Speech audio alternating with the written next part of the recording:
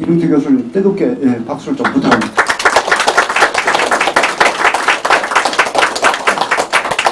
예, 만나 뵙게 돼서 아주 영광입니다. 카이스트 경영대학의 이광태입니다. 1시간쯤 된다고 해서 슬라이드를 여러 개 만들었는데 왔더니 시간이 딱 줄어서 제가 빨리 진행을 하겠습니다. 우리는 뭐 여기 계신 분 전부 젊은이들한테나 우리 사회가 전체 변화에 대해서 되게 따라가지 못하는 것 때문에 고통스러워하지만 또 어떻게 보면 우리 한 인생은 과거 시대에 300년, 400년 산 것보다도 많은 변화를 보고 사는 거고요. 1900년에 맨하탄에 5번가 거리를 찍은 건데요. 다 마차고 여기 차 한 대가 있던 시절입니다. 근데 13년 후에 보면 마차는 한 대도 없고 다 자동차로 바뀌었습니다. 이 변화는 1908년에 포드 자동차라고 하는 회사가 당시에 3,200불에 팔던 자동차를 650불에 내놨기 때문에 일어났던 변화입니다. 그 변화가 없다면, 만약에 자동차가 없는 세상이라면 지금 대한민국 GDP는 얼마나 될까를 상상하면 이 변화가 얼마나 컸던 변화인가를 우리는 상상할 수 있는데, 놀라운 사실은 우리는 이런 변화를 거의 10년 주기로 지금은 겪고 있다는 거죠. 세기에 한 번 있을까 말까 한 변화가 어마어마한 변화를 우리는 겪고 있기 때문에 그렇습니다. 제가 좋아하는 책 중에 하나의 제목이 왜 전 세계에서 지금 정치 지도자들은 인기가 없고 집권하고 나면 1년 후면 다 지지율이 30%대로 떨어지느냐. 그것은 어떤 정치 지도자들이 문제 해결할 시간이나 능력에 비해서 어마어마한 변화들이 동시에 닥치고 있기 때문이라고 하는 겁니다. 그래서 우리가 오는 충격이 왜 인류 역사상 있지 않았던 No Ordinary Disruptions라고 해서 평상적이지 않은 충격들의 연속이다. 이런 책입니다. 아마 그런 변화 때문에 다들 미래를 불안해하고, 특히 제가 만나는 청년들은 다 한국에 대해서 헬조선이라고 그러고, 또 지금 조국 사태가 분노를 일으키는 것은 바로 그들이 해결하려고 했던 수저계급론을 스스로 증명했다라고 하는 거죠. 그 특권을 가지고 태어난 계급이 그 특권을 계속 물려주어서 사회 이동성의 사다리가 없어졌다. 이런 거를 이제 나타나는 것들이 다 우리 이 사회의 미래에 대한 불안을 반영하고 있습니다. 전 세계를 움직이는 정치의 큰 흐름이 하나가 지금 모든 전 세계 선진국의 시민들은 분노에 차 있다. 그래서 지금 우리가 살고 있는 게 분노의 시대다. 분노의 시대면 기성 정치권에 대해서 다들 불만이 많죠. 그래서 왜 트럼프가 대통령이 됐냐? 왜 영국에서는 EU에서 탈퇴하려고 하느냐 하는 것들은 다 분노가 워낙 많이 축적돼 있고, 그것은 대개는 다 경제적 불안하고 연관이 돼 있는 거고, 홍콩이 저렇게 큰 시위하는 것도 대부분은 이제 송환법이라고 하는 어떤 인권에 관한 게 촉발이 됐지만, 그 배경에는 청년들이 경제적 불안이 가장 크게 자리 잡고 있다. 그것 중에 하나가 대표적인 게 이제 주택 가격입니다. 그 주택 가격이 2003년서부터 해서 한 10년 사이에 홍콩의 주택 가격이 5배 이상 올랐습니다. 그래서 대부분의 청년들이 주택을 사는 것을 포기하는 그 불만이 이제 쌓여 있다라고 하는 분노의 시절이고요. 더 우리 여기 계신 지도자들이 인식해야 되는 것은 거대한 문화의 대전환 또는 갈등이 지금 빚어지고 있는 시대다. 그 문화는 어떤 문화냐 하면 미국에서 쓰여진 책인데, 미국은 원래 내 명예를 훼손했다 그러면 총으로 결투를 하는 소위 명예의 문화가 지배하던 초기에 지배하다가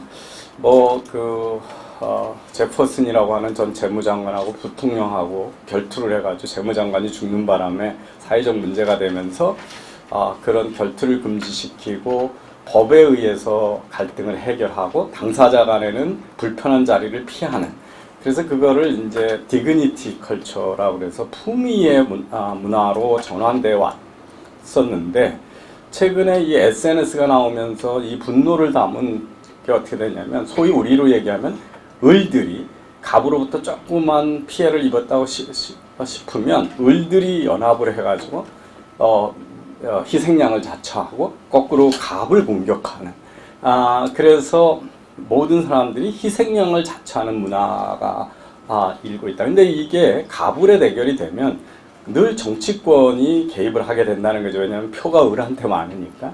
그리고 사실은 그런 을들이 여러 명이 결합을 하면 그때 사실 을들이 갑질을 하기 시작을 합니다. 이게 우리나라에서 이제 뭐 종업원이 하나 대리점 사장님한테 험한 얘기했다고 그래가지고 사장님들이나 경영자가 다 나서서 엎드려서 빌어야 되고 한진그룹의 대주주의 가족이 조금 어떤 품위를 벗어난 일을 했다고 그래서 기업 전체가 흔들리는 이런 것들은 전혀 있을 수 없었던 건데 이런 문화는 그대로 어떤 식으로 가져가냐면 내가 시스템에 의한 희생자이기 때문에 어떤 삶의 문제에 대해서 내가 노력해서 내가 책임지는 게 아니라 나의 지금 삶의 고난은 전부 사회가 보상을 해야 된다라고 하는 소위 소셜리즘이나 이런 복지 쪽에 인기 영합으로 흐르는 정치로 가게 되고 그래서 이 책을 쓴 사회학자들은 미국은 거대한 문화의 타락이 이루어지고 있다. 개인보다는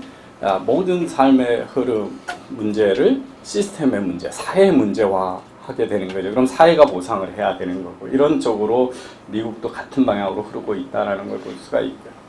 제가 큰 변화에 대해서 오늘 말씀드리고 싶은 건 이겁니다. 우리 사회는 너무 세상 문제를 단순하게 봐서 우리 내부의 약간의 모순이 지금 사회 문제를 전부 일으키는 것처럼 그래서 보수 진영에서 보면 강성 노조만 없으면 대한민국이 잘 굴러갈 것처럼 전교조하고 민노총만 없으면 잘 굴러갈 것처럼 얘기하는 분들이 있는가 하면 저쪽은 재벌만 없어지면 대한민국은 문제가 없는 것처럼 얘기합니다. 그런데 전 세계 선진국은 다 어렵거든요.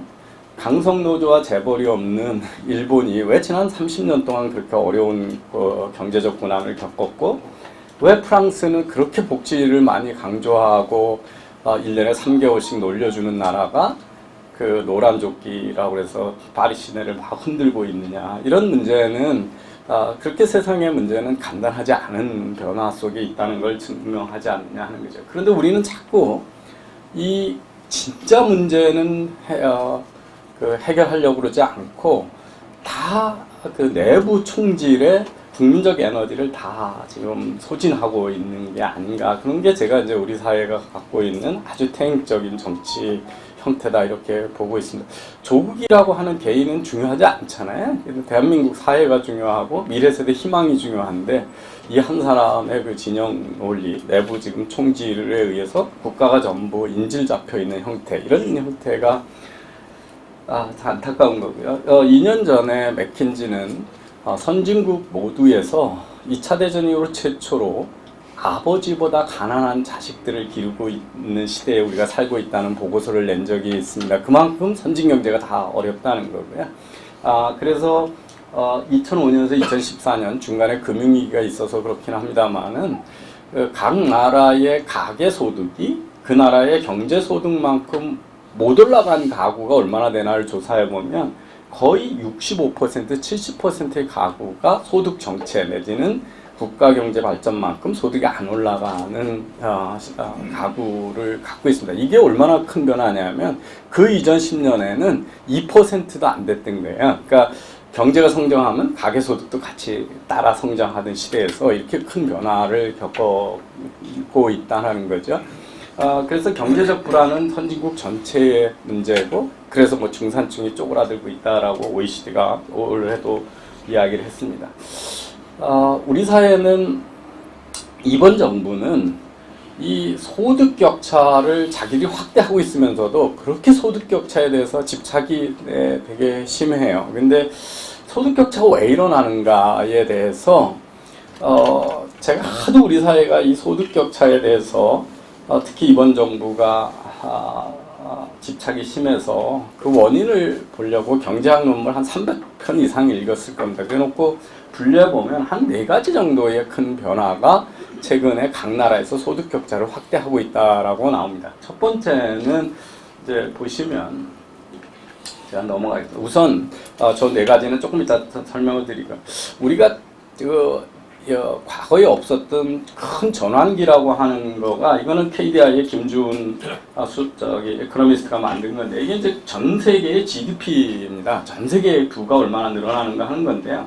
보시면 한 중간에 그 GDP가 늘어나지 않는 한 10여 년씩의 정체기가 있습니다. 이 정체기를 지내놓고 보면 거대한 경제의 패러다임이 전환되는 시점입니다. 그래서 이 80년대의 정체기는 그 이전에 노동자들의 권한을 강화하고 케인즈안에 의해서 정부가 막 시장에 개입하고 막 이러면서 왔던 거에서 레이건 대처가 신자유주로 전환하는 과정, 이 과정에 상당한 정체기가 있었고요. 자유로 확대하니까 그 다음에 올라가다가 보시면은 90년대 말에서 2000년 초에 소위 닷컴 시대 때 한 10여 년간 또 전 세계의 GDP가 정체합니다. 이거는 디지털 경제로 전환하는 과정에서 나타났던 거고요. 지금 한 2010년서부터 지금까지 전 세계 GDP가 또 정체기에 있습니다. 이게 뭐냐면 이제 우리가 얘기하는 4차 산업혁명의 큰 구조 변화를 지금 겪고 있는 중이다. 그래서 우리는 이 닷컴 이때는 우리가 다른 나라들이 개혁을 잘 못할 때 우리는 어떻게 보면 지금 보면 IMF 외환위기라고 하는 강요된 구조조정을 그때 많이 했기 때문에 이때에 우리 경제의 체질이 어마어마하게 강화가 됐고 그 후에 살아남은 기업들은 해외에 가서 상당히 돈을 많이 벌 수 있는 체력이 비축이 됐습니다. 그리고 그 당시에 우리가 김대중 정부 때 IT 투자를 어마어마하게 강하게 했죠. 이 닷컴의 전환기를 할 일을 안 하고 갔던 대표적인 나라가 이탈리아입니다. 이탈리아가 왜 그렇게 그 후에 성장이 정체되고 잘못된 경제가 됐나를 보면 IT 투자에서 워낙 뒤져 있는 나라가 되어 있습니다. 지금 지금 큰 변화 속에 4차 산업혁명 변화에 우리 경제가 지금 과연 체질 변화를 하고 있고 미래를 준비하고 있느냐에 대해서 되게 이제 큰 의문이 있고 전 세계에서 쓰고 있는 많은 디지털 혁명, 사업의 혁명, 우버를 타고 뭐 에어비앤비를 하고 핀텍을 하고 이 대부분이 한국에서는 지금 적용 못 하고 있거든요. 이게 이해 집단의 뭐 원격 진료도 마찬가지고 다 이게 이해 집단의 반발 때문에 우리는 지금 저 중요한 전환기에 상당히 그 내부 총질하는데 정신을 팔리고 있다 이런 생각을 합니다. 그래서 이 수출 총량도 지금 줄고 있습니다. 그래서 그 수출이 늘지 않고 있고 수출 증가율이 사실은 최근에 들어서 마이너스 쪽으로 가고 있어서 그 큰 경제의 전환이 이루어지고 있다는 말씀을 드리고요.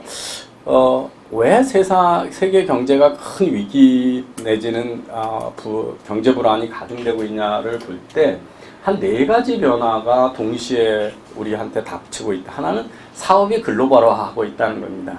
이 변화가 크고요. 두 번째는 인구 구성이 너무 급격히 변화하고 있다. 저출산과 고령화라고 하는 인류 역사상 이렇게 많은 노인들이 사는 세상은 있지 않았지 않았냐 하는 거고요. 세 번째는 당연히 기술의 변화고요. 그 다음에 이 혁신을 할 때 부가 만들어지다 보니까 인구가 다 대도시로 모여서 살게 돼서 대도시 집중률이 아주 급격하게 가속화되고 있는 이 네 가지 변화가 한꺼번에 몰아닥치고 있는 퍼펙트 스톰 속에 우리가 살고 있기 때문에 어느 정부도 혼자 이 문제를 해결하는데 그렇게 효과적이지 못하다 이런 이야기를 하고 있습니다. 우리 사회의 큰 변화를 보면 우리나라에서 지금 불안한 이유는 우리나라의 좋은 일자리, 월급을 잘 주던 일자리는 제조업이 주도했는데 이 제조업의 고용 비중이 급격히 축소되고 있고 앞으로도 더 축소될 거라고 하는 문제가 있습니다. 그래서 보시면 이게 미국의 제조업 생산량이고 이게 일자리거든요. 그러니까 제조업이 없어지는 게 아니라 제조업 일자리가 없어지는데 그 이유는 제조업은 다른 데보다 자동화가 훨씬 쉽기 때문입니다. 그리고 중간 생산을 웬만하면 외국으로 보내버리기 때문입니다. 삼성전자의 갤럭시 폰을 1년에 2억 5천만 개를 파는데 국내 제조 인력은 2,800명밖에 없습니다. 그런데 하노이 공장에는 삼성 계열사가 고용한 베트남 고용자가 19만 명이 한 공장에서 일을 하고 있습니다. 그게 이제 현실이라는 거죠. 그러니까 우리나라에 보시면 이 90년대 그 제조업의 일자리 비중이 한 30% 넘, 8% 정도였다가 지금 20%로 내려간 거고 앞으로 이게 미국입니다. 그래서 우리는 제조업 고용 비중이 아직도 다른 선진국에 비해서 2배 높지만 내려가는 추세로 보면 피할 수 없이 계속 줄어들 거라는 겁니다. 그래서 이 97년을 100으로 보고 다른 나라의 제조업 일자리가 얼마나 줄었나 보면 다 지금 급격히 줄고 있죠. 그래서 선진국에서 제조업 일자리 축소는 피할 수 없다. 그래서 대한민국의 청년들한테 좋은 일자리를 주는 것을 제조업 르네상스를 하거나 문재인 대통령이 얘기했듯이 빅메모리 반도체를 하고 수소 경제를 하고 의료 산업을 일으켜 가지고 4대 제조업 일종을 한다고 해서 청년들의 좋은 일자리 문제는 절대 해결할 수가 없습니다. 이 제조업 일자리는 앞으로도 계속 줄어들 거고 우리나라는 다른 선진국에 비해서 아직 2배나 높은 정도의 제조업 일자리 비중을 갖고 있는데 10%대로 계속 내려갈 거다. 지금의 반 이하로 내려갈 거라는 걸 알 수가 있습니다. 이 나쁜 소식은 뭐냐면 맥킨지가 옛날에 예상하기에는 경제개발을 해서 국민소득이 올라가면 제조업 일자리가 늘어나다가 12,400불의 피크를 치고 줄어든다고 돼 있었는데 요즘은 사업이 글로벌화되니까 제조업 일자리가 국민소득 5,500불이면 피크를 정상을 지나게 됩니다. 그래서 지금 중국 경제가 어려운 이유 중에 하나가 뭐냐면 중국이 지금 만불이 됐는데 벌써 저임금 제조업은 다 베트남으로 가고 있다는 겁니다. 그래서 중국이 벌써 제조업 일자리의 비중이 줄어들고 있습니다. 그러니까 우리는 이것으로 봐도 워낙 우리 지금 3만 불 국가이기 때문에 제조업 일자리를 늘릴 수 있는 방법은 누가 와도 불가능하다 이런 걸 보실 수가 있고요. 애플을 보시면 어마어마한 돈을 버는데 제조는 중국에 가서 했고 이제 인도로 옮기는 중인데요. 그래서 애플이 미국 경제에 계속 기여를 하죠. 삼성전자도 제조 일자리는 중국으로 가고 인도로 가고 베트남으로 가지만 우리나라 경제를 이끌어가면서 부를 창출하는데 제조업이 전에는 한 48,500불까지는 계속 국가 경제의 기여도가 높아진다고 봤었는데 요즘은 21,000불에서 꺼진다는 겁니다. 그러니까 우리는 제조업이 우리나라 전체 GDP의 일자리는 간두고 벌어온 돈으로 제조업이 국가의 GDP를 끌고 가는 그 정점도 이미 지난 정도로 제조업 비중이 커질 수가 없다라는 걸 볼 수가 있고요. 제조업이 고용 비중이 줄면 나타나는 현상이 뭐냐면 소득 격차 확대입니다. 왜냐하면 제조업에서 나온 인력이 서비스업으로 갑니다. 근데 서비스업이 뭐냐면 학력 간 임금 격차가 크다는 겁니다.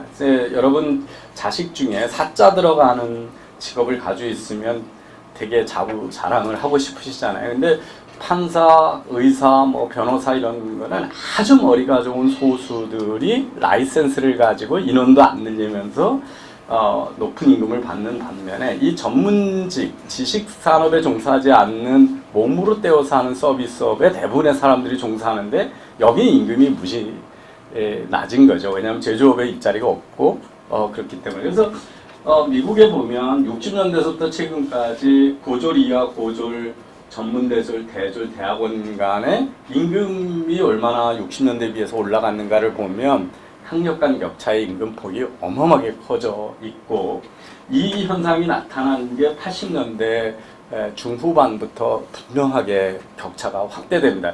그래서 이거는 신자유주의하고 아무 상관없이 제조업의 고용 비중이 줄고 서비스업이 늘어나는 건데 이게 마치 레이건 대처 때 이런 현상이 눈에 띄기 시작하니까 바로 진보 진영에서는 신자유주의가 빈부격차를 확대한다고 하면서 공격을 해왔는데 신자유주의를 채택하지 않은 모든 선진 경제에서 나타나는 현상이다. 그래서 어느 사회에 소득격차 확대를 경제학적으로 보면 60-70%는 바로 이 서비스업의 고용 확대가 설명을 하는 현상이라는 걸 알 수가 있습니다.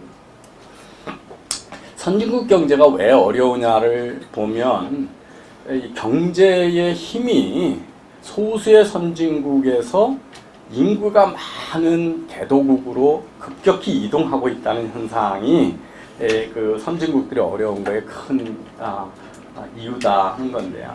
우리 사회에 대한민국의 소득 격차가 언제부터 확대됐나를 보면 진짜 고도 성장하던 80년대에서부터 90년대 초까지는 우리나라의 소득 격차가 계속 줄어왔습니다. 그래서 이게 경이적인 한강의 기적이었습니다. 소득은 올라가면서 빈부격차, 소득 격차가 줄었는데, 근데 92년서부터 늘어나서 그 MB가 집권하는 2008년까지 계속 올라갔습니다. 그래서 이거는 진보 보수 정권의 문제가 아니었고, 보시면 그 가장 많이 늘린 정권은 DJ하고 노무현 정권 때 우리나라 소득 격차가 확대됐습니다.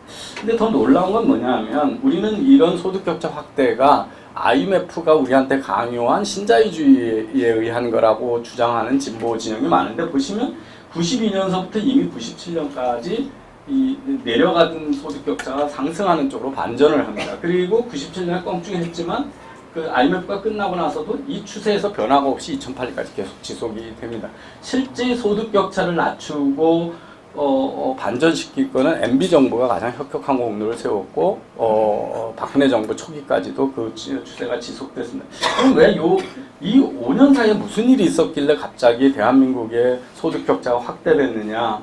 를 보면 놀라운 걸 발견하실 수가 있습니다. 92년에서부터 97년 사이에 우리나라의 저임금 제조업의 고용이 40~50%에 확 줍니다. 이게 뭐냐면 섬유, 가죽, 신발, 농림업 이쪽이 우리의 교육 수준이 낮은 저임금 제조업이었는데, 이게 이때 다 중국으로 간 겁니다.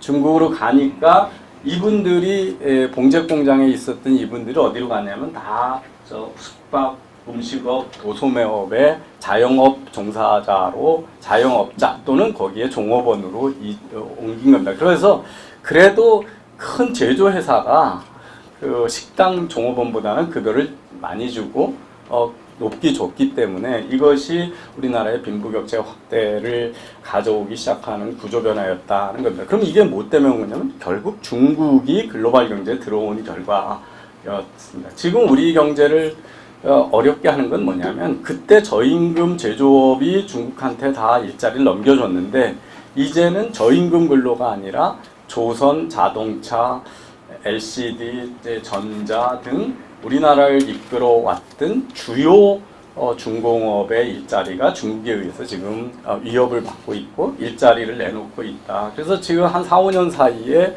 조선업에서만 10만 개의 일자리가 없어졌습니다. 우리나라에서요. 근데 아직도 한참 더 없어져야 됩니다. 그래서 조선업 같은 데가 운 좋게 고등학교 나오고 중학교 나오고 용접공으로 들어갔는데 그 회사가 세계적인 인류 기업이 되니까 억대 연봉을 받다가 거기서 지금 거제도 하고 울산에서 나온 분들은 자영업자로 가야 되는 게 50대 용접공을 1억 주고 뽑아줄 수 있는 제조업은 우리나라에 종사하지 않습니다. 존재하지 않습니다. 그 군산 GM 공장이 철수했을 때 거기에 근로자들의 평균 연봉이 8,800만 원이었는데 그분들이 나와가지고 그거에 반을 받을 수 있는 일자리도 존재하지 않습니다. 그게 우리나라의 지금 거대한 변화를 일어나는 거다. 저는 세계가 구조적으로 변화했다는 것을 상징으로 나타나는 그래프는 이거라고 생각합니다. 전 세계 GDP 중에 90년대까지만 해도 선진국이 65%의 부를 생산하고 개도국이 35%를 생산했습니다.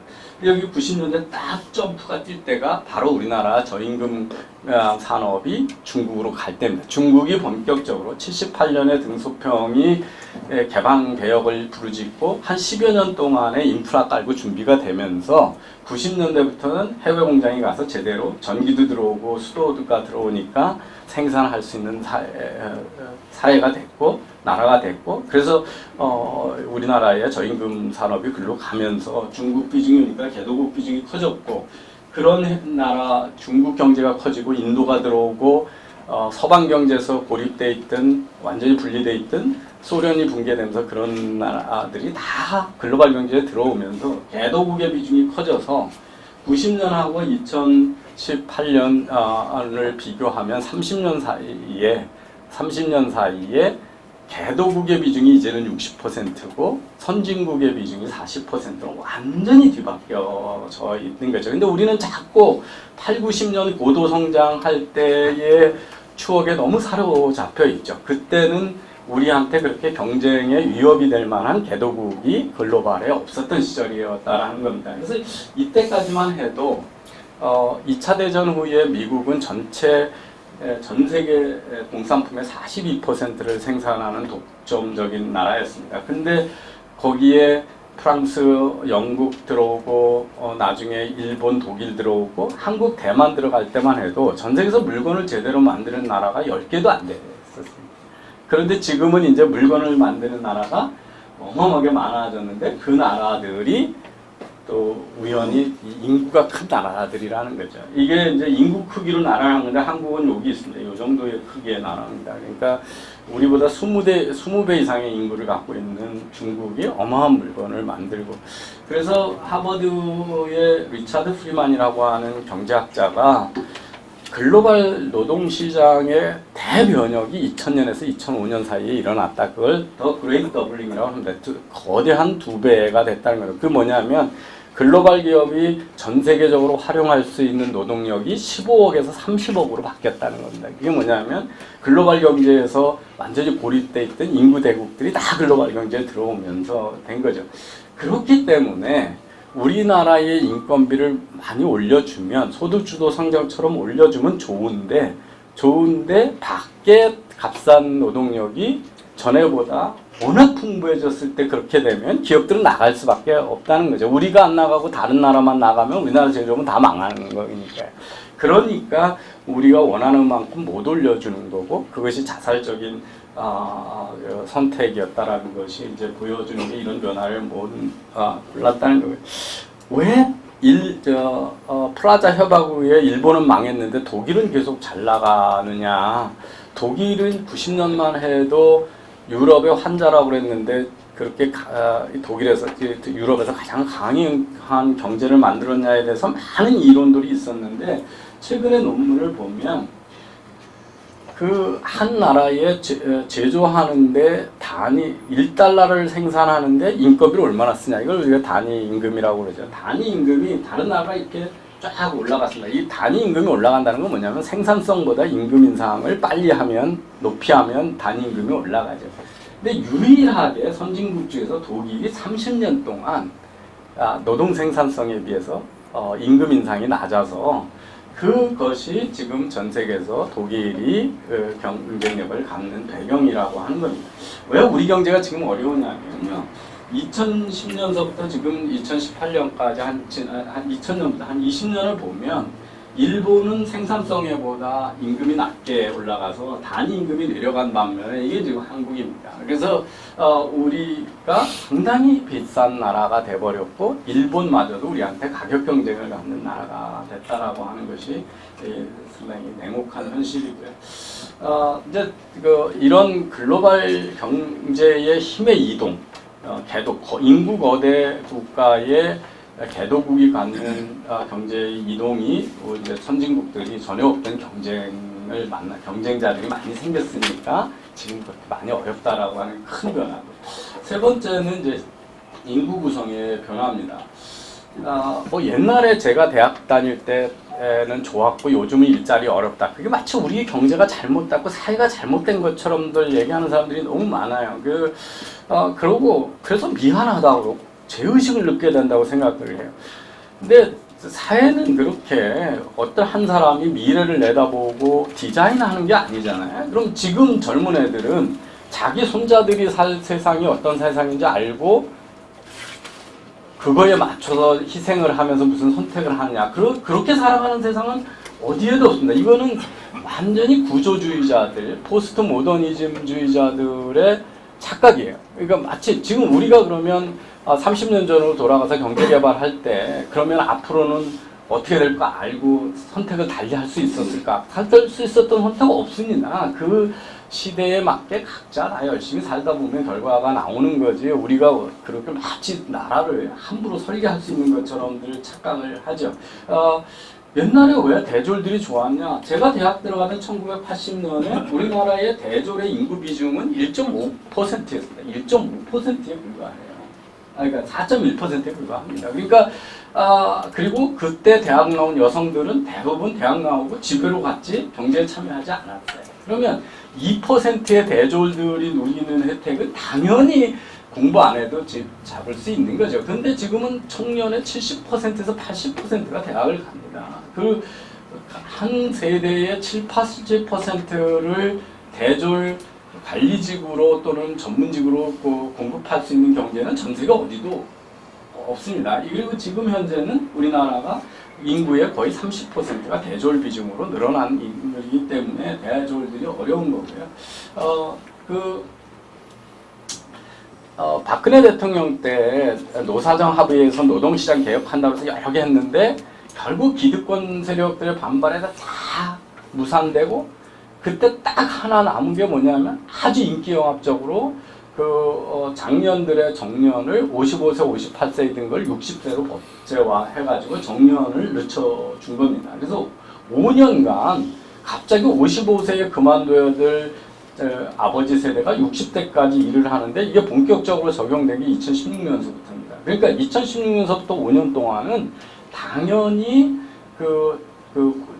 청년들의 고용절벽이 올 수밖에 없는 거죠. 그래서 나타나는 변화가 보면 이게 바로 청년들의 체감 실업률입니다. 이 실업률 보면 2016년서부터 급격히 올라가고 있어요. 그래서 이 문제는 우리가 정치권들이 우리 사회가 얼마나 무책임한 과격한 정책들을 함부로 쓰고 있는가, 그리고 인구 변화에 같은 것들에 염두를 안 두고, 왜냐하면 지금 은퇴하기로 돼 있는 나이대가 제 세대입니다. 베이비 부머 세대여가지고 대한민국 역사상 가장 인구가 많은 세대입니다. 이 세대가 5년을 더 일을 하면 그보다 훨씬 적은 20대가 경제에 진입할 수 있는 기회는 급격히 줄어드는 거죠. 그래서 일본에서는 이 1년을 늘리는데 약 25년의 예고를 하고 준비 기간을 갖춰서 했습니다. 그런데 5년을 그냥 즉시 늘려버리는 일들이 이 급격한 인구 구성의 변화를 가져왔는데 이렇게 무방비한 상태를 했다. YS 시절에 대학 설립을 자유화했는데 그 설립을 자유했으면 중고등학교 때 다양한 직업을 선택할 수 있는 직업교육을 강화해놓고 했어야 되는데 그런 산업구조에 대한 건 안 해놓고 인문계로 다 7, 80%를 보내놓고 이제 와서 일자리, 그러니까 기업은 쓸만한 인간 없고 청년들은 갈 자리가 없는 이 미스매치를 이렇게 만들어 놓은 것들이 우리 사회들이 얼마나 인구 변화에 대한 거를 가려 안 하고 있느냐 하는 겁니다. 우리 사회는 60년대 애들이 많고 어른이 적은 사회에서 90년대 이렇게 됐다가 지금은 노인네가 많고 일하는 사람이 적은 사회로 급격히 인구 구성 변화가 항아리 모양으로 바뀌었습니다. 우리가 지금 왜 풍요롭게 사냐 하면요, 이 일하는 사람 대비 일하는 사람들이 부양해야 되는 인구, 그게 뭐냐면 15세 미만의 어린애하고 65세 이상의 노인이 몇 %가 되냐, 이거를 이제 의존 비율이라고 합니다. 60년대는요 100명이 일을 하면 84명을 우리가 부양을 해야 됐습니다. 그러니까 일하는 사람은 적고 애들이 쭉 늘어납니다.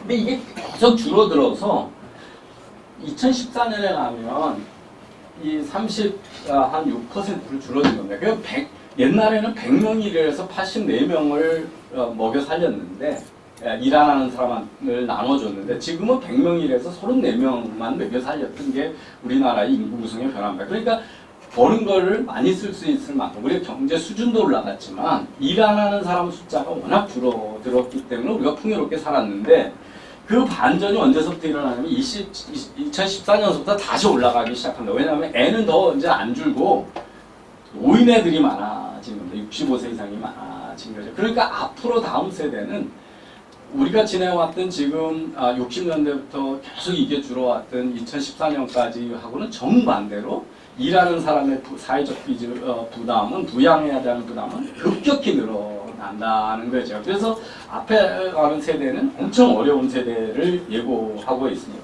우리나라 사회 문제를 나타내는 것 중에 가장 슬픈 그래프가 뭐냐면 이겁니다. 이게 연령별 자살률인데요. 이 OECD 국가하고 이게 대한민국입니다. 이게 대한민국이에요. 대한민국인데 이 우리나라가 OECD에 지금은 자살률 2위 국가입니다. 그리고 라트비아라고 하는 나라가 동부 유럽에 있던 나라가 최근에 OECD 조인했는데 우리보다 자살률이 높아서 계속 우리나라가 1위였는데 2위로 떨어졌거든요. 그런데 이게 보시면 언제부터 OECD 평균을 벗어나기 시작하는 55세부터예요. 이유가 뭐냐면 55세가 첫 직장에서 쫓겨나는 거예요. 그게 뭐냐면 은퇴 준비가 안 된 노령층을 양산하면서 나타나는 현상입니다. 그래서 75세 이상 할아버지들의 자살률이 워낙 높아서 우리나라가 압도적인 1위를 계속해왔던 겁니다. 그러니까 이 문제는 정말 심각한 사회 문제인데 우리는 이거를 사회적 문제로 인식하고 총력을 기울이는 노력이 없어요. 근데 이게 75세 이상 자살률 중에는 할머니에 비해서 할아버지가 2.5배 내지 3배 많이 죽습니다. 그래서 대부분 할아버지들이 이렇게 많은 자살을 하죠. 이유가 뭐냐면 이 75세 이상, 이 60대 이상 세대가 바로 농경시대에 자랐고 농경시대에서 살았고 배운 거 없고 저임금 노동에서 있고 일용직으로 했고 그래서 연금도 없고 그래서 저희 아버님 같은 분이죠. 아들만 하나 잘 키워놓으면 노후 문제가 다 끝날 거라고 했는데 그 아들놈이 뭐 30년 그래서 집 팔고 소 팔아가지고 다 대학 보내고 그랬는데 더 이상 모시지 못하거나 그 아들놈이 변변치 못하면 이제 아무런 대책이 없는. 그래서 관계의 빈곤, 건강의 빈곤, 경제적 빈곤이 동시에 왔을 때 아무런 자구 수단이 없는 노인들이 자살을 하는 이런 사회입니다. 이거는 우리나라에 뭐 한 집에 애 하나씩밖에 없으니까 결혼하면 저 친가로부터 집 한 채 물려받고 자식한테 하나 물려받고 처가에서 물려받고 집 2채씩 상속한다. 집 사지 마라 그러는데 문제는 이거죠. 몇 살에 상속을 받냐는 거죠. 카리스타 학생들한테 너 몇 살에 니네 아버지 집을 상속을 받을 것 같으냐? 70이 넘어야 물려받는 거예요. 그때까지 노숙자로 살 거 아니잖아요. 그죠? 예. 일본이 왜 잃어버린 30년이 왔냐 했을 때 바로 인구 변화 중에 하나의 큰 이슈가 노노상숙입니다. 전에는 40살 때에 부모의 재산을 물려받아서 자기 자식 키우는데 썼는데 지금은 100살 노인이 죽으면서 7, 80 노인한테 상속을 해주니 소비가 안 되는 거죠. 그래서 이 변화도 우리 사회에서 제도적 변화를 많이 해야 되는 거예요. 돈 있는 할아버지가 손자들한테 많이 미리 쓰게끔 해주는 변화를 하지 않으면 이 소비 부진을 겪을 수가 없는데 지금 문제는 뭐냐면 우리나라에서 빈곤은 대부분 노인 가정이에요. 노인 가정인데 3대가 한데 모여 살던 게 80년대였는데 지금은 3대가 다 세 집으로 쪼개져 살아서 인구는 안 늘어나는데 가구 수는 급격히 늘어나는 거거든요. 그래서 그렇게 돼서 우리나라의 주택은 상당히 모자른 편입니다. 모자른 게 편일 수밖에 없어요. 그래서 제일 가난한 집으로 옛날에는 보면 3대가 모여 살 때는 가장이 나이가 어리면 회사에서 직급이 나니까 소득이 낮았는데 지금은 제일 가난한 10분위 중에 1분위 가구의 가구주의 평균 나이가 저기 2년 전이와 지금 67세 정도 됩니다. 그리고 그 다음 2분위의 가구주의 나이가 60세 정도 됩니다. 그러니까 우리나라 하위 20%는 대부분 노인 가구라고 하는 거죠. 그래서 급격한 구조 변화가 이렇고요. 그럼 왜 자살률을 없애고 왜 우리나라는 자영업자가 많아가지고 최저임금 올려가지고 그렇게 난리를 치냐. 미국처럼 자영업자가 5% 8% 돼야지 왜 28%가 되냐 이런 얘기 손쉽게 하시는 분들이 있어요. 뭐 금방 고칠 수 있는 그렇지 않습니다. 그 이유는 뭐냐 하면 이게 전체 인구 중에 무학자 전혀 교육을 받지 못한 사람들이 어떻게 되고 있냐는데 이게 한국이고 이게 미국이고 이게 일본이거든요. 그러니까 뭐냐면 우리나라는 지금도 한 번도 학교를 못 가본 사람들이 한 5% 정도의 인구를 존재하고 이 부분이 되게 고령인구예요. 우리나라의 청년들이 무지 착각하는 게 뭐냐면 대한민국 사람 다 대졸인 줄 알아요. 근데 50세 이상의 우리나라의 평균 교육연한이 10.1년입니다. 그러니까 50세에서 100세까지 따져보면 우리나라의 평균 학력은 중졸입니다. 중졸입니다. 그리고 여성은 고령층에는 교육 격차가 더 커서 중졸도 안 돼요. 초졸하고 중졸 사이입니다. 그러니까 우리나라가 왜 자영업자가 많냐 하면 대기업이나 전문기업에 종사할 수 없는 저학력 고령층이 아직도 많이 남아있기 때문입니다. 그러니까 이거는 누가 이렇게 한꺼번에 쉽게 해결할 수 있는 사회적 문제가 아니죠. 이거는 우리가 압축 성장을 해왔기 때문에 아주 전 세계에 없는 기이한 나라입니다. 뭐냐면 80대 이상은 지금의 미얀마보다도 교육 수준이 낮고 20대는 실리콘밸리보다도 교육 연한이 높은 그 세대들이 압축돼서 같이 모여 사는 나라가 대한민국이라고 하는 거죠. 이거는 이 압축 성장의 이 흔적을 누가 이렇게 한꺼번에 집어낼 수가 없다라는 거죠. 우리 사회는 아주 중대한 의사결정을 해야 됩니다. 뭐냐면 잃어버린 일본의 30년처럼 아주 고통스러운 사회를 계속 갈 거냐. 우리는 일본보다 훨씬 더 고통스럽습니다. 왜 고통스럽냐면 우리는 일본보다 훨씬 큰 국방 부담이 있고 안보 부담이 있는 데다가 일본은 명목소득이 7만 불을 넘어서 8만 불 때부터 고령화가 시작이 됐습니다. 일본은 본격적으로 돈을 많이 벌기 시작을 한 게 1980년대에서부터입니다. 그러니까 일본은 부를 축적해온 기간이 긴데 우리는 해외에서 기업에 가서 돈을 제대로 벌어온 게 2010년대에서부터니까 10년도 안 된 나라입니다. 그러니까 우리는 축적된 부도 없고 우리는 8만 불, 9만 불에서 고령화 진행되는 게 아니라 3만 불에서 고령화가 진행이 되고 인구가 줄어든다. 보면 이게 이제 일본의 인구 구성이죠. 고령층은 나이가 많고 밑에 가서 사는 중인데 우리의 인구 구성이 일본하고 아주 똑같습니다. 근데 우리보다 더 큰 고통을 겪을 나라가 어디냐면 중국입니다. 중국은 지금 국민소득 10,000불에서 고령화가 급격히 진행이 됩니다. 중국은 아직 해외 가서 크게 돈을 벌어온 게 없어요. 그런데 10,000불인데 그 일가구 일자녀 정책을 썼기 때문에 급속히 고령화로 빠져 들어갑니다. 그래서 그 많은 학자들이 20년 후에는 지금의 중국은 지금의 일본처럼 형편없는 나라가 될 거라는 겁니다. 왜냐하면 생산 인구는 줄고 고령화가 지속되니까. 우리도 똑같습니다. 우리는 일본보다 훨씬 고통스러운 상태에서 지금 고령화가 진행되고 있어서 예외적인 선진국 중에 예외적인 나라가 뭐냐면 미국입니다. 미국은 베이비부마하고 그 다음 세대의 인구가 거의 큰 차이가 없어요. 왜? 개방적인 이민 정책을 썼기 때문에 그렇습니다. 독일의 메르켈 총리가 정권을 이어받을 정도로 난민들을 받아들이는 것은 그냥 그 인권적인 문제만은 아닙니다. 지금의 유럽의 고령화는 개방적인 이민 정책을 쓰지 않고는 경제를 살릴 수가 없기 때문에 그렇습니다. 그래서 지금 정말 우리가 한민족 공동체라고 하는 일본과 같은 외국인에 대한 공포감 속에서 살아가면서 어려움을 견뎌낼 건지 아니면 과감한 이민 정책을 써야 될 건지 어려운 결단을 해야 된다는 거죠.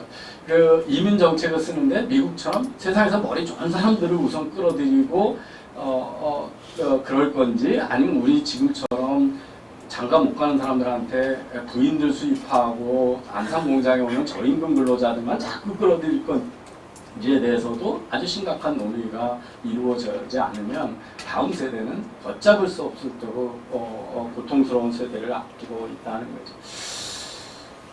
대도시 집중률이 어마어마하게 커져가지고 이게 이제 국민소득이고 대도시의 인구가 얼마나 집중해 사는 걸 보면 대한민국은 앞으로도 서울, 부산 같은 대도시의 인구가 집중될 수밖에 없다는 걸 알 수 있습니다. 그러니까 노무현 정부에서 했던 가장 바보 같은 게 뭐냐면 지방 균형 발전론이라고 하는 게 전 세계 없는 일입니다. 지금 균형 발전을 할 수가 없어요. 굳이 지방의 경제가 돌아가게 하려면 주말 주택 같은 거, 농촌 주택 같은 거 해서 주말이라도 시골 가서 쉬고 오게 이런 것들을 과감하게 해야지 농촌의 인구가 고르게 퍼지면 그 나라 망하는 경제입니다. 왜냐하면 모든 게 도시에서 혁신이 일어나고 그 힘으로 살아가는 경제가 돼 있기 때문입니다. 그래서 서울 이런 쪽의 주택 문제, 이 대도시 집중은 주택과 교통 문제에 대해서 해결책을 내놔야 되는데 우리 사회가 지금 그걸 못하니까 청년들이 이제 절망하고 있는 거죠. 아주 과감한 정책이 있어야 된다고 생각을 하고요. 마지막으로 세계가 이제 디지털 경제로 다 가고 있습니다. 그래서 여러분 우리가 얼마나 신나는 세상에 살고 있냐면요. 제가 계산을 해봤거든요. 갤럭시 노트 9이라고 지난해 삼성전자의 스마트폰을 1991년에 만들었으면 재료비가 얼마인가 하면 재료비만 710억입니다.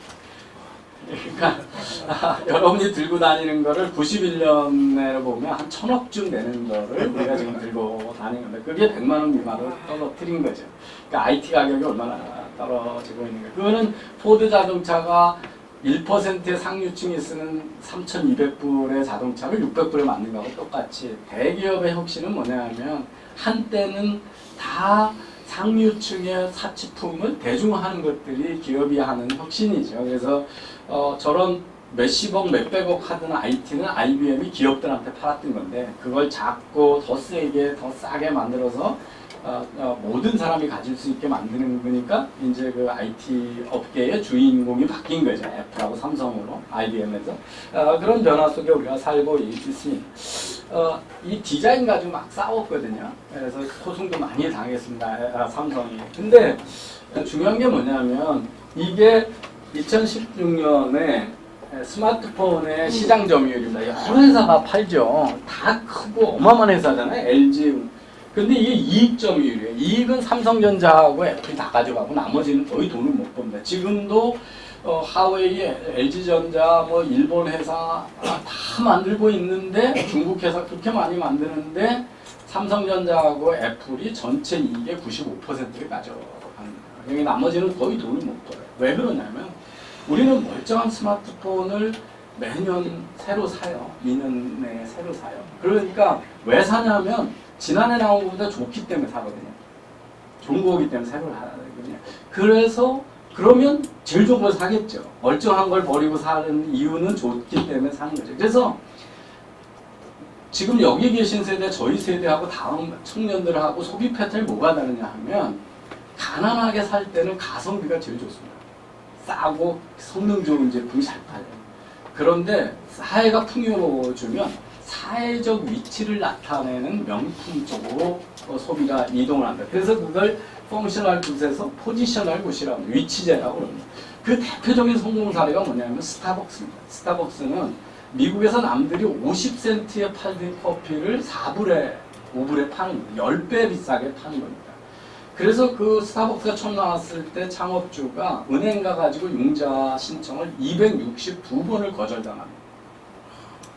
생각해보세요. 남들이 5불 파는 걸 50센트에 만들어 판다 그러면 융자 바로 해줬을 거예요.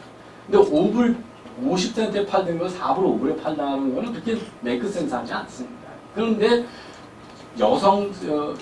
젊은 여성들, 명품 가방 들고 다니는 그 세대들이 돈을 많이 벌고 인구가 커졌기 때문에 그들한테 아주 깔끔한 다방, 거기다가 로고가 폼나게 만들어주는 거에 점심값보다 많은 커피값을 쓰게 되는 거죠. 그런 현상이 모든 제품에서 나타나고 있는 거죠. 저희 아버님처럼 살았다면 저는 일주일에 1시간도 일 안 해도 됩니다.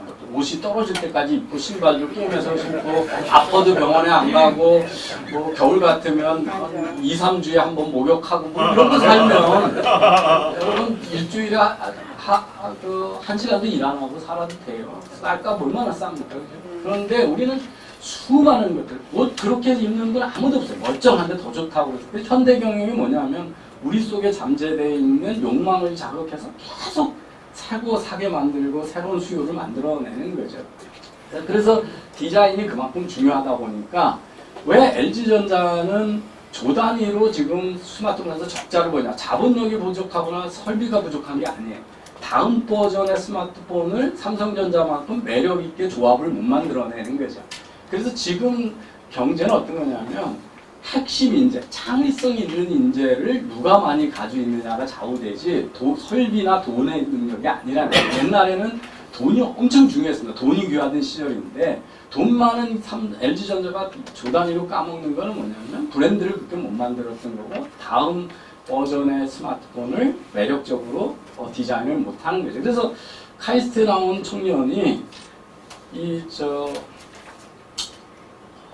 삼성전자하고 LG전자 스마트폰 공장 양쪽에 자부표를 받으면 어딜 가냐? 지금은 다 삼성전자 갑니다. 왜? 비슷한 일을 했는데 연말에 가면 이익 나눠준다고 프로페시얼이라고 그래가지고 연봉이 3천만 원 이상 차이가 나거든요. 비슷한 일하고 연봉에서 몇 천만 원 차이가 나면 아무리 인하 단결이 좋아도 LG 가는 청년이 얼마나 있겠어요. 그러니까 1등 기업의 핵심 인재들이, 창의성 있는 인재들이 집중되게 된다는 거죠. 그래서 큰 나타나는 변화 중에 하나가 뭐냐면 이게 보스턴 대학에서 발견한 건데 2000년서부터 보면 1등 기업의 수익하고 나머지 기업의 수익 격차가 급격히 늘어나고 있는 승자 독식의 경제로 진행돼요. 4차 산업혁명은 뭐냐 하면 바로 모든 경제가 이렇게 지식경제화해서 창의성으로 해서 슈퍼스타가 되는 기업만 이익을 다 가져가고 나머지 기업은 정말 돈 벌기 어려운 게 되다 보니까 이것도 또 하나의 소득 격차를 일으키는 중요한 원인이다. 그래서 옛날에는 사장님이 얼마 가져가고 직원이 얼마 가져가는 게가 나라의 소득 격차를 일으켰다면 지금은 어떤 회사에 들어가느냐, 회사 간의 임금 격차가 소득 격차를 더 많이 일으킨다는 겁니다. 그래서 이게 미국의 기업 간의 임금이 벌어지고 있는 현상이고 그게 그대로 사회의 개인 소득 격차로 벌어지고 있어서 within firms에서 between firms의 소득 격차로 바뀌고 있다라고 하는 겁니다. 그래서 1등 하는 기업만이 큰 돈을 버는 사회로 가니까. 그래서 여러분 이게 우리 사회가 가야 갈 길이 뭐냐면 청년들이 남하고 다른 생각을 하는 창의적인 교육 쪽으로 빨리 전환을 해야 되는데 제가 자랄 때만 해도 남자들이 주방장을 한다 그러면 이건 천직이었어요. 근데 요즘에 TV에 나오는 셰프들은 아주 셀럽이잖아요. 그리고 주방장하고 셰프의 차이는 뭐냐면 주방장은 앞에 사수로부터 배웠던 육개장을 그대로 만드는 사람입니다. 근데 셰프는 어때요? 자기가 재료를 사다가 자기가 새로운 플레이트를 만들 수 있는, 새로운 메뉴를 개발할 수 있는 창의성이 있는 사람인 거죠. 그 차이가 그렇게 큰 차이를 만듭니다. 여기 계신 분들 보시는지 모르겠는데 우리나라에서 가장 그 유튜브 구독자가 많이 갖고 있는 사람 중에 하나가 제이플라라고 하는 여자 가수거든요. 그 걸그룹 나왔다 실패한 가수인데 지금 유튜브에서 맨날 남의 노래 불러주는데 한 1,300만 명의 그 구독자를 가지고 있습니다. 그러면 근데 첫 번에 인기 없었어요. 근데 옆을 측면으로 이렇게 딱 돌아서 예쁘게 하고 노래 불렀더니 갑자기 구독자가 약간의 차이. 이것도 그렇게 그러면 그 친구는 얼마를 버냐? 구글의 광고 수입이 연 적어도 한 30억에서 50억 정도의 수입을 내는 겁니다. 그래서 우리 사회가 네일 아트를 잘하면 그 구멍가게를 내지만 네일 아트를 잘하는 법을 유튜브에다 전 세계에다가 보여줄 수 있으면 거기서도 어마어마한 돈을 벌 수 있는 세상이 됐죠. 어머님은 이미자가 노래 제일 잘하는 줄 아세요. 근데 이미자 씨는 어마어마한 노래를 해서 돈을 잘 벌었지만 내수 시장 외에는 시장이 없었는데 BTS는 전 세계 시장에서 돈을 버니까 상상할 수 없는 돈을 버는 거죠. 그래서 전 세계다 자랑할 수 있는 창의성을 하는 거, 그게 네일 아트가 됐든 미장원이 됐든 노래가 됐든 그 게임 애들 장난감 사가지고 재밌게 노는 모습 보여주는 채널들이 있는데 전 세계에서 막 영국에 있는 8살짜리가 시작한 유튜브 채널인데 그 집안이 걔 때문에 1년에 한 300억 정도를 법니다. 그런 세상에 우리가 지금 살고 있거든요. 8살짜리가 연간, 자, 우리가 어떤 의미냐면요. 한 나라가 벌어들이는 총 부를 GNI라고 그러죠. 그로스 내셔널 인컴이라고 합니다. 그리고 국내에서 생산한 부를 GDP라고 합니다. 그로스 도메스틱 프로덕션. 그런데 GNI에서 GDP를 빼면 전에는 선진국이 어떻게 되냐면 GNI가 GDP가 GNI보다 컸습니다. 이게 뭐냐면 선진국 내에서 부가 많이 만들어지고 그 돈을 가지고 해외 가서 쓴 거예요. 근데 2000년서부터 어떤 일이 일어나냐면 GNI가 GDP보다 훨씬 큽니다. 그게 뭐냐면 해외 가서 돈을 많이 벌어오는 세상으로 바뀐 거예요. 이게 뭐냐면 옛날에 어떻게 했습니까? 제조업은 해외로 가도 서비스업은 국내에서 일어났잖아요. 그래서 서비스업을 하면 내수가 활성화된다고 해서 그런데 우버를 타면 어떻게 되냐면 여러분이 택시 탄 10,000원 중에 2,000원은 미국으로 가버리는 거예요. 어디 가서 펜션을 가지고 하루에 10만 원을 잤어. 에어비앤비를 통해서 예약하고 갔어요. 그러면 방주인한테 7만 원이 가고 3만 원이 미국으로 가버려요. 그러다 보니까 그 전 세계를 지배하는 플랫폼 회사들을 많이 가진 나라들, 전 세계에다 투자 많이 하는 회사들은 해외에서 돈을 많이 벌어 들어가는 거죠. 그만큼 글로벌화된 경제라는 거죠. 그래서 전 세계가 구조 변화를 급격히 이루어지고 있다는 게 2000년부터 뚜렷합니다. 전부 GDP보다 GNI가 큰 세상으로 구조 변화가 일어나고 있습니다. 일본이요, 금방 망할 것 같아도요, 일본은 해외에서 수출을 안 해도 투자한 돈에서 오는 이자 소득, 자본 소득이 무역 수지만큼 큰 나라예요. 그만큼 돈을 전 세계에다가 많이 뿌려놓은 나라입니다. 그래서 일본은 이게 이미 80년대부터 이런 현상이 나타나는 나라입니다. 그래서 일본하고 우리하고 같은 나라로 보시면 안 돼요. 우리는 이 현상이 일어난 게 2010년서부터 삼성전자하고 현대차가 해외 가서 돈 벌기 시작한 그때부터 이제 나타나기 시작을 했는데 그것도 제조업 중심이었기 때문에 조금 올라가다 지금 막 저거 단가가 떨어지니까 저게 지금 제대로 안 되죠. 그래서 우리는 아직 해외에서 그렇게 돈을 많이 못 벌어오는 나라라는 거를 볼 수가 있습니다. 그래서 근본적으로 구조가 변했다는 걸 제가 말씀을 드리고요. 세상이 얼마나 빨리 변하는 대표적인 게 이제 인구 10만 명당 은행의 지점수가 어떻게 되냐 보면 이제 한국의 모습입니다. 지금 뭐냐면 지점이 다 없어지고 있죠. 스마트폰으로 다 금융하고 그러니까 이런 현상이 일어났죠. 그래서 우리나라가 제조업의 일자리가 줄어드는데 금융업도 일자리가 줄어들고 있다는 거고 이 일자리가 얼마나 줄어들 거냐 2025년까지 지금의 고용의 40% 정도가 없어질 거라고 보는 겁니다. 금융 쪽에서. 그래서 얼마나 격변하는 세상에 살고 있냐는 걸 제가 말씀을 드리고요. 제가 시간이 없어서 뭐 온갖 인공지능이 세상을 많이 바꾸고 있어서 이제 컴퓨터 카메라가 사람보다 더 잘 보거든요. 그래서 이게 저기 머핀하고 치와와 빨리 발면 찾아라 그러면 노인네들한테 한 2초 만에 보여주고 정확히 보라면 한 5% 에러를 내는데 요새 컴퓨터가 한 7, 8년 전만 해도 30% 에러였는데 지금 사람보다 정확하게 찾아냅니다. 그래서 나타난 변화가 뭐예요? 지하 주차장 갈 때 표 안 뽑으시잖아요, 이제. 네, 다 자동인식 하잖아요. 그래서 눈이 더 그랬고요. 말소리도 제대로 다 알아듣습니다.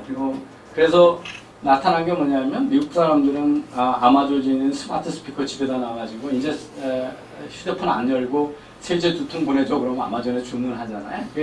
그 스마트 스피커 이름이 알렉사입니다. 알렉사인데 알렉사는 원래 알렉산드리아에 죽어가지고 되게 인기 있는 애 이름이었는데 집에 알렉사가 2명이면 누구한테 얘기하는지 모르잖아요. 그래서 더 이상 미국 사람들은 애를 알렉사라고 이름을 못 집니다. 아마존이 스마트 스피커를 알렉사로 이름을 지어놨고 그래서 신생아의 알렉사 이름 비중이 매년 20%씩 줄고 있습니다. 그런 세상에 이제 우리가 살고 있고요. 인공지능이 세상을 얼마나 좋게 바꿀 건가를 가만히 생각해 보시면 이게 이제 이스라엘에서 탐사들이 아침에 와가지고 보석 신청을 심사하는데요. 아침에 오면 막 70%로 보석 허가를 해요. 그러다 당이 떨어지면 허가율이 점점 떨어져요. 거부율이 많아지다가 중간에 커피 브레이크 갔다 오면 다시 승인을 올라갔다가 점심시간에 뚝 떨어져서 점심 먹고 와서 그래서 세상 많은 게 운이다라는 거죠. 언제 판사가 심사하냐에 따라서 달라. 이 논문이 발표돼가지고 아주 발칵 뒤집힌 적이 있어요. 그래서 뭐냐면 인공지능이 알고리즘으로 하면 우리도 모르는 사이에 실수하고 자동차 사고의 한 98% 정도가 다 사람의 이런 휴먼 에러잖아요. 근데 이걸 알고리즘을 하면 이런 일이 없으니까 지금보다 훨씬 공평하고 안전한 세상이 될 거라고 하는 것들이 인공지능이 지배하는 세상이 올 거고 우리 경제, 제가 이번 정부가 역사적 폐악을 저질렀다라는 여러 가지가 있는데요.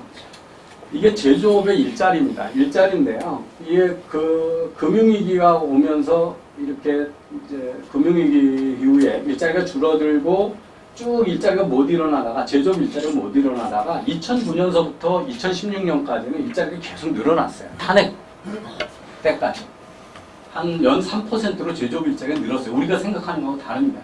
조선업에서 구조 조정돼서 그렇고 자동차 그래서 일자리 없다고 그러는데 그 조정안 중에서 우리의 4대 제조업이 뭐냐면 조선, 전자, 철강, 자동차입니다. 여기 다 줄었어요. 지금도 줄고 있어요.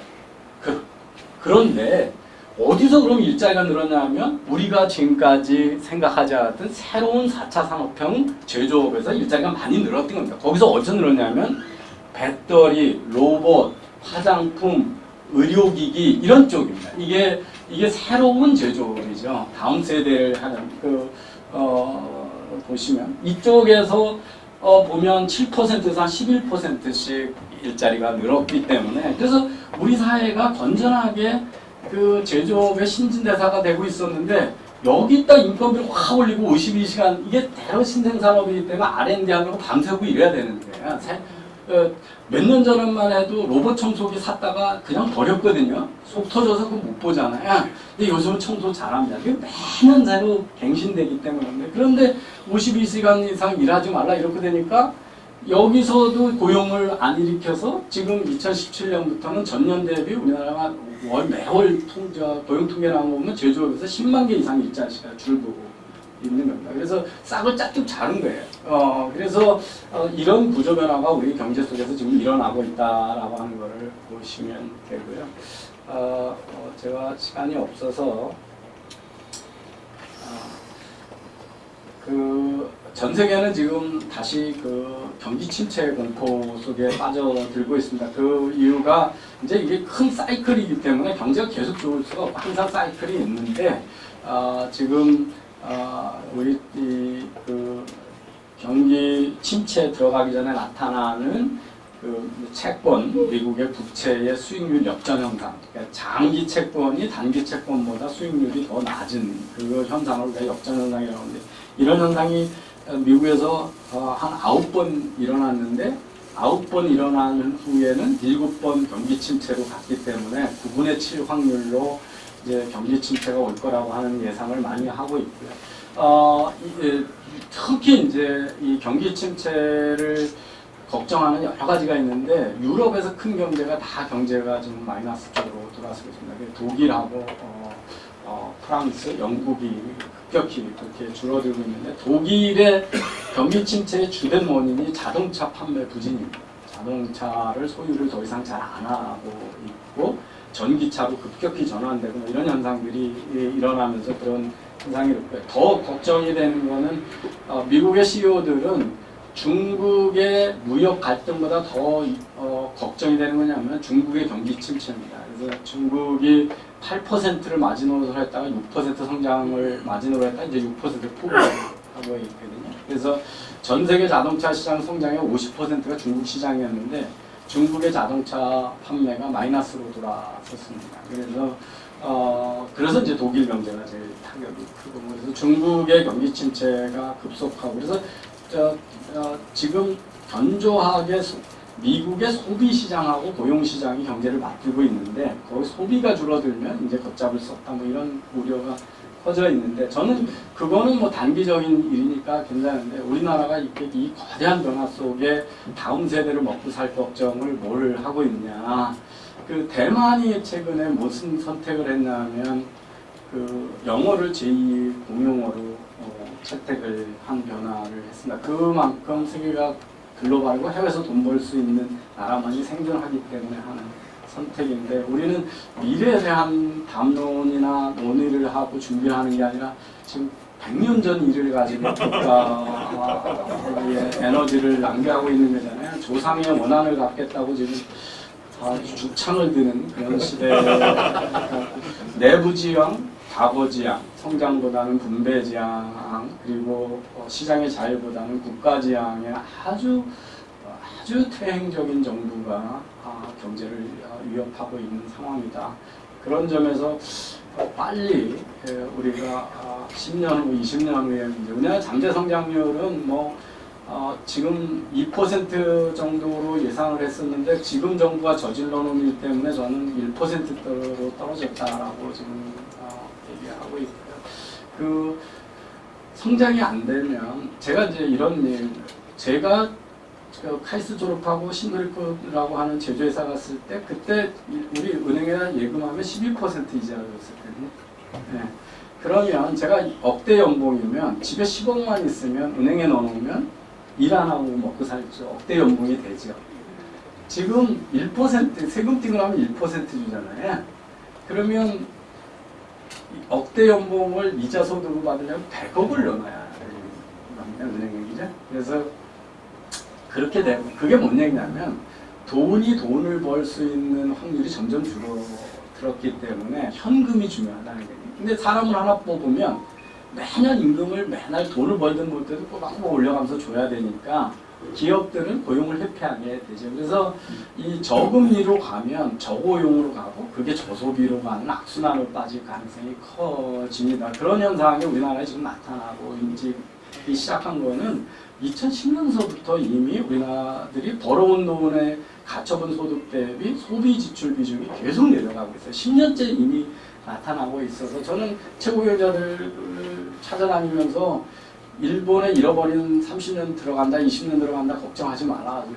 왜? 그러면 깜짝 놀라시는데 이미 7, 8년 전에 우리 경제는 이미 그 지경에 들어갔는데 우리만 모르고 있는 거라는 거죠. 그래서 지금은 아주 중대한 그 경제 위기 의식을 가지고 병역을 꾀하지 않으면 우리는 아주 어려운 지경에 지금 변화 속에 있다는 말씀을 드리면서 마무리를 짓도록 하겠습니다. 제가 그 시간을 너무 많이 써가지고 아침에 계획을 근데 제가 1시간이라고 듣고 너무 그 과하게 슬라이드를 많이 준비해서 그렇게 됐습니다. 잘 경청해 주셔서 고맙습니다.